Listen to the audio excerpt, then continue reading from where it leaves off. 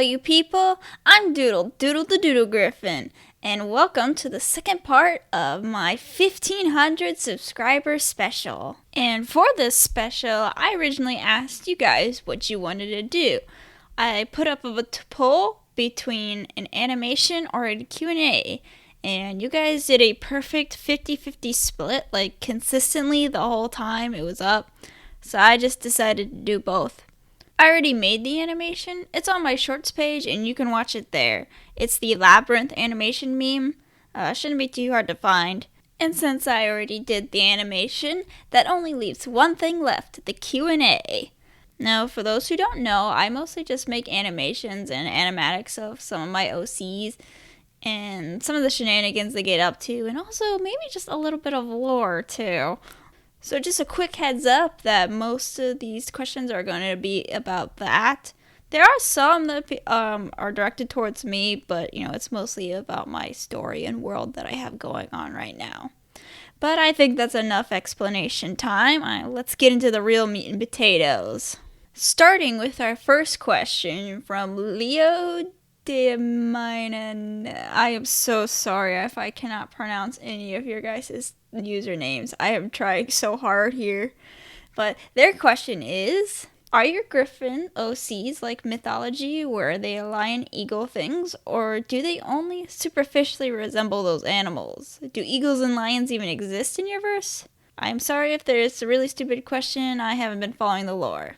No, this is not a stupid question. I have not been very clear on how griffins work in my universe, so this is a very fair question. So first is that lions and eagles do exist in this universe.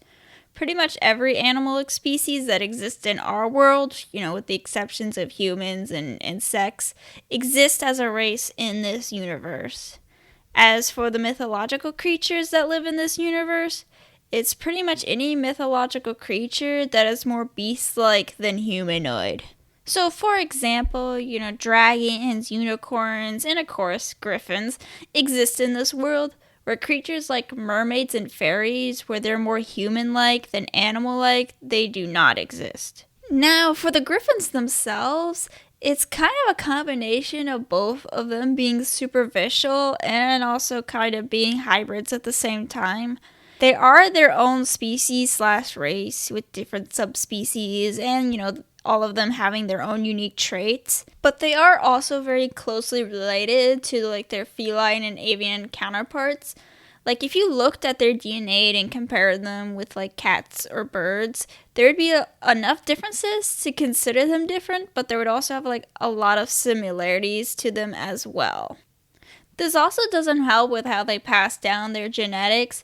Griffins can actually mix and match traits around when they have an offspring. For example, say if your standard lion eagle griffin has a child with, let's just say, a hawk jaguar griffin. Their child could end up being either of the parents' types of griffins, that being a lion eagle or a hawk jaguar. But there's also a chance of the child getting either the bird or cat traits from either of the parents, making the child either an eagle jaguar or a hawk lion griffin. And this is how this world ends up with so many different types of griffins, as well as more odd types of combinations for griffins, is because they can essentially play mix and match with their genetics. An example of this is my main character, Falcon Wonder. He's actually a clouded leopard and a peregrine falcon griffin. I will also clarify on what qualifies or classifies as a griffin in the first place, because I know some people have different ideas on what makes a griffin.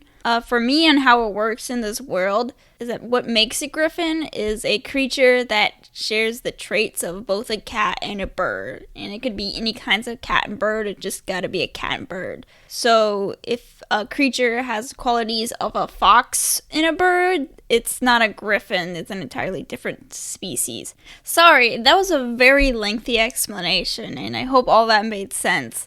I clearly thought about this a lot, but thank you for the question. Next up, we have a question from SurinY8F. Like I said, I am so sorry if I pronounced any of these things wrong. I'm very terrible at reading usernames.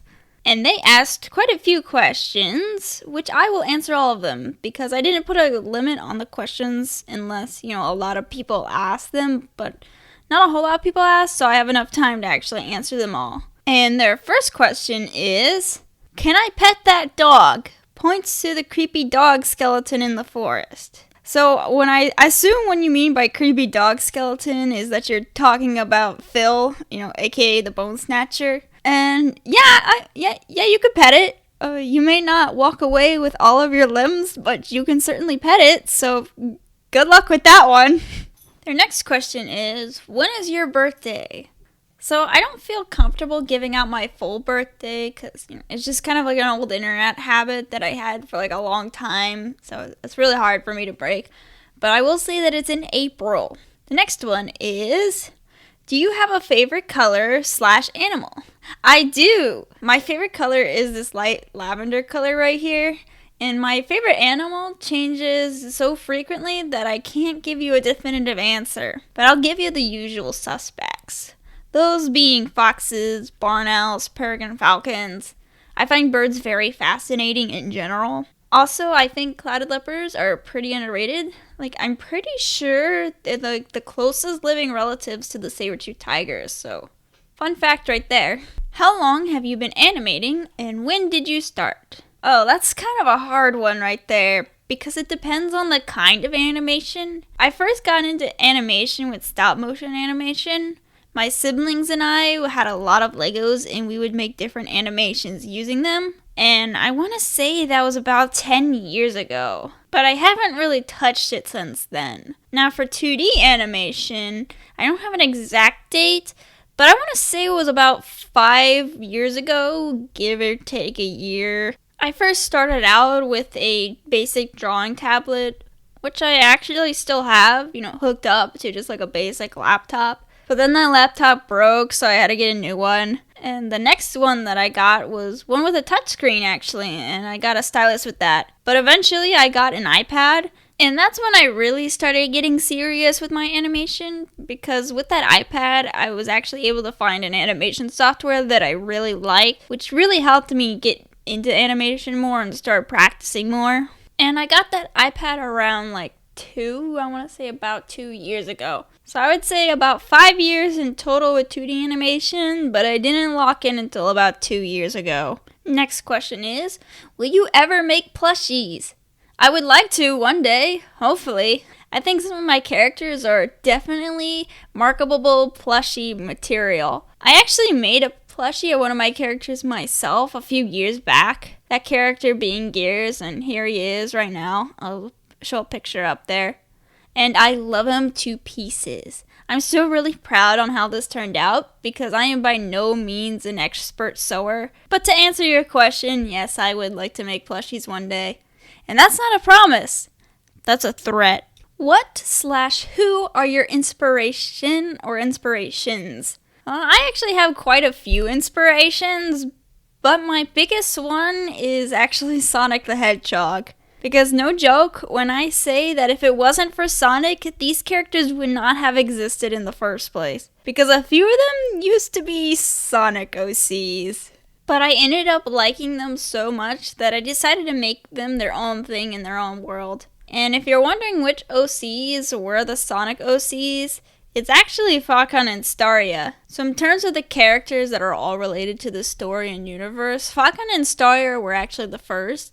They're also one of my oldest OCs, but they're not the oldest. I have quite a few that are actually older than them. Some of my other notable inspirations are Gravity Falls, Scooby-Doo, Slugterra, How to Train Your Dragon, and Skylanders. Of course, there are many more, but these are some of the more major ones. What time period/era would you say your world takes place? Like medieval or modern? So my story takes place in a modern period. Some evidence of this is that I do show them wearing more modern clothing, using modern technology.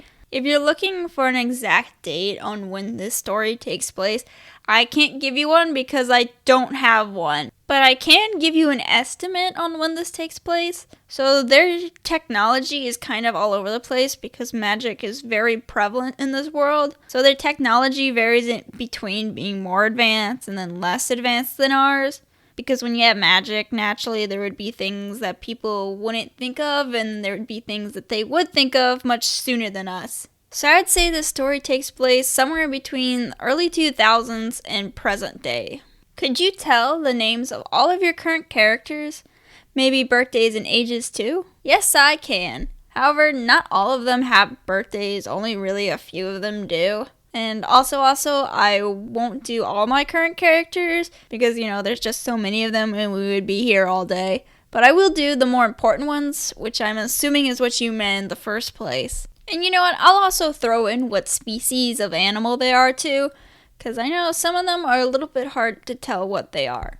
And of course, we have to start with the main man himself. This is Falcon Wonder. He is a clouded leopard, peregrine falcon griffin, and, of course, the main character of my story. And kind of like his deal is that he really wants to learn to control his magic and also become a wizard. He is 15 years old and his birthday is on June 15th. Next up, we have Question Schwadu. He is a lynx barn-owl griffin, and he's also Falcon's mentor in magic. He is a bit of a supervillain / mercenary with an alter ego called the Scarlet Reaper. He is 25 years old, and his birthday is on October 31st. This is Staria Blitz, and I know that she's purple, but her species is called Gray Fox, and she is one of Falcon's closest friends, and often gets roped into one of Falcon's schemes. She is also 15 years old, and her birthday is on March 24th. Then we have Gears. He is a highly advanced AI packaged in a little cute robot, and he is Falcon's best friend and also one of his oldest friends too. He is technically 9 years old, but he's also a robot, so he's not 9 years old, but he is 9 years old, if that makes sense. And he was created on April 13th. Now we have Artemis Hex. Now he is something called an elfin, and for those who don't know what an elfin are mythological creatures that shares traits with both wolves, dragons, and also cats. He is a professional potion maker with the ability to see into the future, and he's also a good friend to question. Next, we have Aurora Northlighter. She is a strike and calico griffin. She is a top-tier bounty hunter who was hired to bring down the Scarlet Reaper. She is 24 years old, and her birthday is on May 6th. So here on out are the characters that I haven't really given birthdays yet. And we'll start with Stella Eclipse. Now, Stella is a white tiger, and she's also Falcon's guardian, and she is 35 years old. Then we have Jade Midori. He is a tiger / peacock griffin. He is 26 years old, and he's also Question's arch nemesis. And lastly, we have Cosmic Tempest. She is a Kestrel Maine Coon griffin. She is 16 years old and is actually Jade's apprentice with a very intense rivalry with Falcon that she is completely unaware of. It's very one-sided on Falcon's end. There are a ton more characters that I could list off here, and I will actually be mentioning some of them later on when I come to another question, but I don't want to repeat myself too much, so we'll just leave it right here. Thank you for all these questions, Surin, and no, you did not ask too many. When I said there wasn't a limit, I meant it. Also, thank you for ordering them on priority in case there was the off chance that a lot of people started asking questions unexpectedly. This would have been really helpful in that case, but that didn't happen, so I got to answer all of them. Thanks again for asking all these questions, and now we gotta move on to the next person. Our next question is from 12 Pigeons, and they are asking, can we get a villain lineup? Yes, you can. And for this, I will be including both villains and antagonists, because someone may not necessarily be a villain, but they are an antagonist, if that makes sense. Also, I am planning on this story to be somewhat episodic, so they're gonna be one-off villains that I haven't gotten around to making yet. So keep in mind that this isn't all of the villains, this is just a few of them. First, we'll start off with Jade Midori. He's not a main antagonist, but he's definitely like a consistent and prevalent one. He's not outwardly antagonistic towards Falcon at first, but he's definitely very suspicious of him and very hard on him. because he's actually one of the magic teachers at the magic school that Falcon goes to. Then there's Phil, also known as the Bone Snatcher. And I feel like this one's very obvious on why it's a villain. It's literally in the name, the Bone Snatcher. It steals your bones. And Phil is one of these villains that I talked about earlier that's supposed to be like a one-off antagonist. Phil is also kind of becoming somewhat of a fan favorite, so I may be a little bit in trouble with that. It doesn't help that I keep making animatics about it, but it's also becoming one of my favorites too, so we'll see where that goes. Next up is Levi. Now, Levi is a giant, like a very big robotic dragon that is centuries old that lives in a section of the ocean called the Dragon's Eye. Now, the Dragon's Eye is pretty much this world's equivalent of the Bermuda Triangle / Dragon's Triangle. It's kind of very much inspired by both of those areas. And the Dragon's Eye is located near the Mizu Archipelago. I'll put a picture up here. And Levi is very territorial. So, since this is the equivalent of the Bermuda Triangle, the Bermuda Triangle is known for things going missing.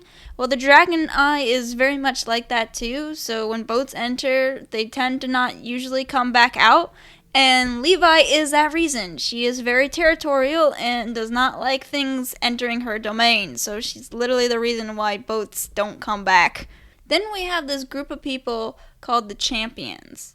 Now, in order to explain who these champions are, I'm going to have to explain how the magic system of this world works a little bit. So kind of a quick rundown is that everybody in this world is born with the ability to use magic from one of 7 classes of magic. Each class kind of being loosely based off of an element. And those 7 classes being Fuego, Lucent, Trovo, Aard, Vi, Liad, in the Celestial class. And the champions are people who mastered their class of magic. So they're the best of the best. I really can't get into them too much because they all have different goals and it would give away too much. But I'll just list them off here for you. We have Asha Ignis, the Fuego champion. There's Cyclone Air, the Lucent champion. We got Zap Gemma, the Trovo champion. Quake Strike, the Aard champion, Riptide Kava, the Vi champion, and lastly Frost Arc, the Liad champion. Now those who are paying attention would have realized that I've only said 6 champions, even though I told you there are 7 classes. So you're probably wondering, where's the Celestial champion? Well, the previous one was allegedly murdered by his apprentice Question Schwadu 7 years ago, and they haven't found someone to take his spot yet. But Jade does have us eye on that open spot. Now finally we have Midnight. Now I'm going to tell you all about him. Well, first of all... And yeah, that's pretty much all you need to know about him. And I think that's it. Well, thank you for the question, 12 Pigeons. And for our last set of questions, we have Kirby, who actually asked 2 questions. The first one being... One of your characters has RGB lights, so do any other characters have special powers like that? Now, for those who don't know, Kirby is referring to an animation I made a little while ago where my main character Falcon has these spots that light up and change colors. Normally, these spots aren't visible unless Falcon's either making them glow or something's causing them to glow. But to answer your question, Kirby, yes, there are other characters who have special abilities. But before I do that, I'm going to give you a Cliff Note version on some more of the magic system of this world. Trust me, I need to explain this for all of this to make sense. Now, magic is very prevalent in this world, but it's also very restricted. The only way to learn how to use magic is through certain schools. And of course, there are some underhanded methods to learn magic, but we won't get into that for now, because that's a can of worms. However, there are some people that are naturally born with the ability to use magic without having to go to one of these schools to learn how to use it. And these people are called arcane-blooded, or arcana-blooded, or just arcanas. There's tons of names out there for them. And the reason why they're born naturally with magic is because there are some spells out there that are just outright illegal to use, and some of those illegal spells are any spell that affects the body. Now that is because once a spell is casted onto a person, it becomes permanent and it cannot be changed. It also becomes hereditary. So these people with arcane blood are actually descendants or children of people who have been afflicted with these spells, with these like permanent spells that change their bodies in different ways or give them different abilities. Thus giving them arcane blood and also a natural ability to use magic, because they essentially already come pre-built in with magic in their veins, and also the ability to use the spell that their parents or, their ancestors used on themselves. So everybody who lives in this world has the ability to learn how to use magic.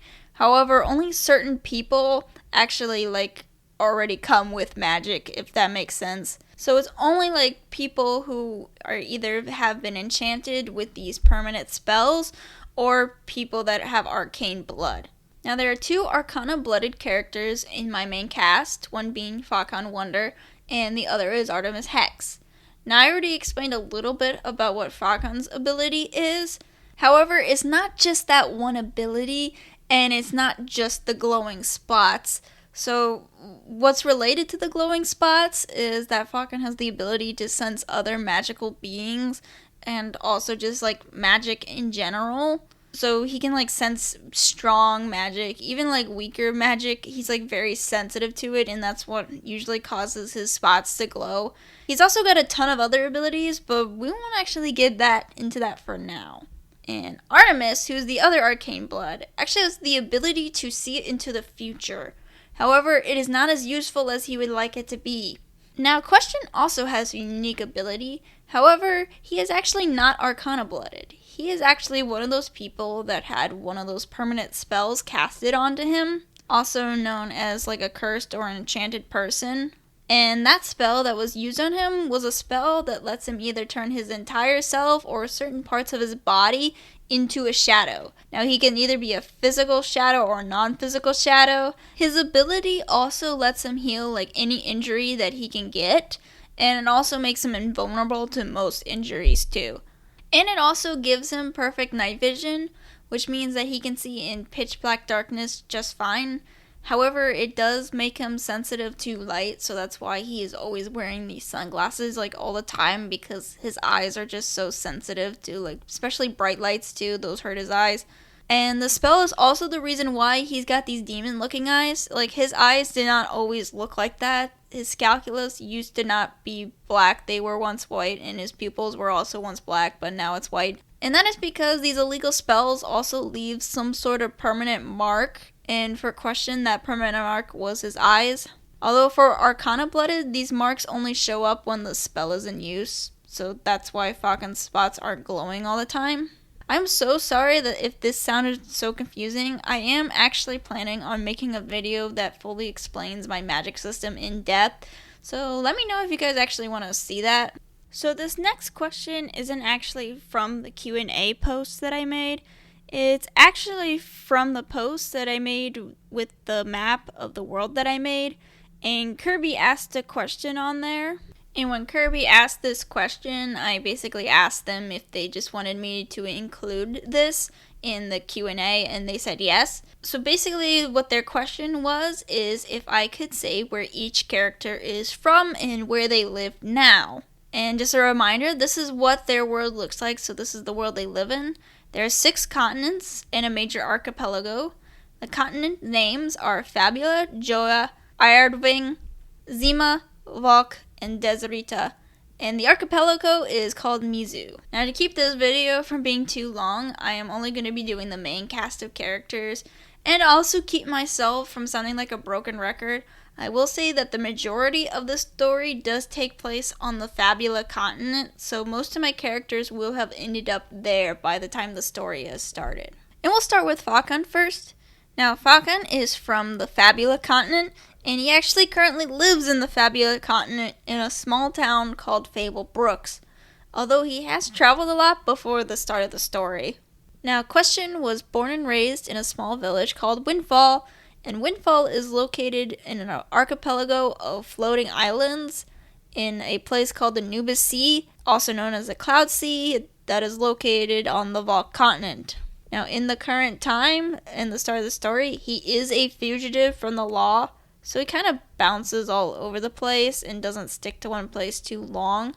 But he does have a cabin that is located in the dark woods that he uses as his primary safe house, and the dark woods is located in the Fabula continent.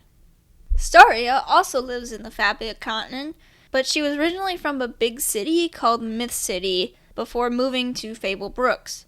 Although she has never lived there herself, her parents did originally from a city called Ridgetop in the Ardving continent, and she does go there fairly often to visit her grandparents. Gears was created in the Deserita continent in a top-secret lab that is located near a small town called Magma Town. He now lives with Falcon in Fable Brooks.